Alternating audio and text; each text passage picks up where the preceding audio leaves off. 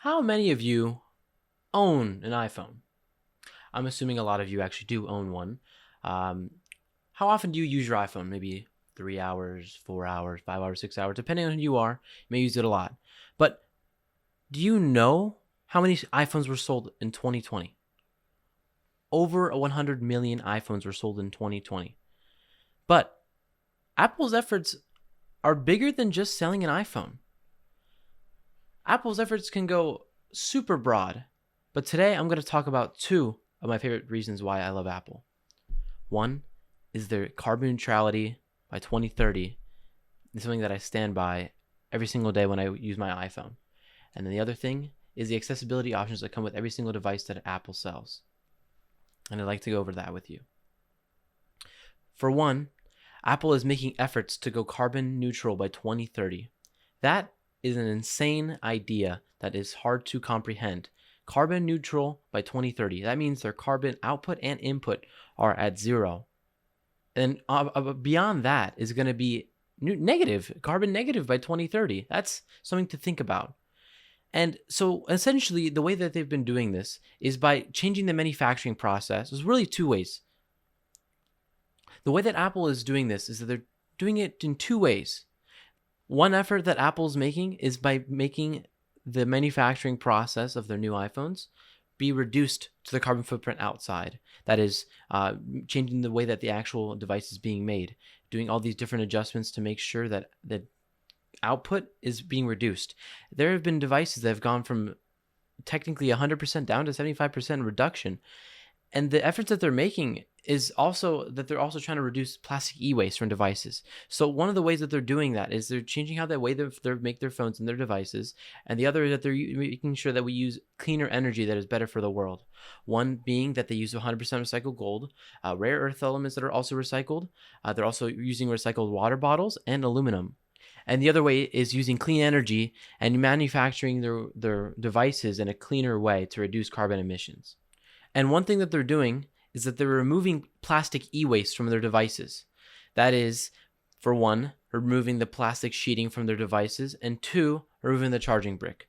I remember years back, everyone was talking about the charging brick, and it wasn't something that we were really a big fan of. But when you look into it, by removing just this small two different pieces of accessories that were to the device, to each sold device, it allows for less plastic to go in the trash, which is going from each box, from all the way from accessories for AirPods, cases, watches, iPhones, iPads, iMacs.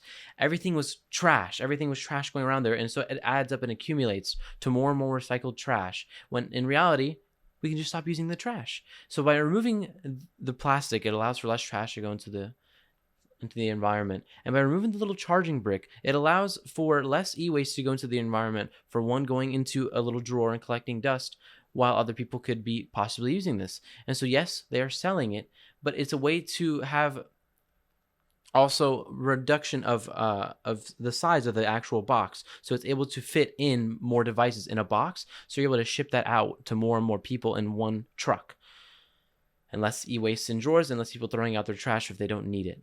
And not only is Apple trying to take care of the environment, they're trying to take care of the people too.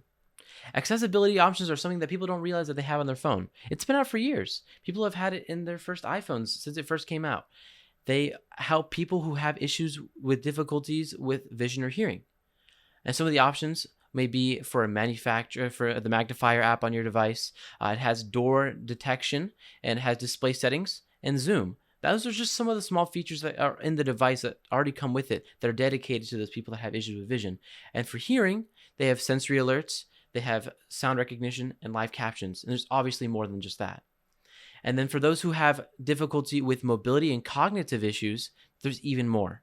There's assistive touch. There's the Apple Watch, which allows you to be able to control and listen and be able to use vibrations in the actual watch to help you navigate your life.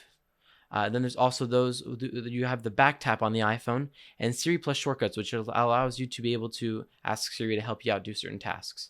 Other thing is going to be for those who have cognitive issues, one being Safari Reader, spoken content, and background sounds. Spoken content allows you to be able to listen to what you're reading, so you don't have to focus your eyes on it. And then for background sounds, they allow for you to be able to calm yourself down by listening to nature or the birds or some rainfall. And that's something that I really appreciate about the company. I'm glad that Apple's working towards a better future. Their environment and the people are really benefiting from the efforts that Apple is making to help them and the future that they live in. Although people don't realize it, Apple is more than just a phone company. They care about the environment and they care about the people that are using it, and they're making it accessible to everyone. We should learn to appreciate the efforts that Apple is making as such a great company and start to explore the options that they're offering, that to understand what they're doing is more than just selling an iPhone. Thank you.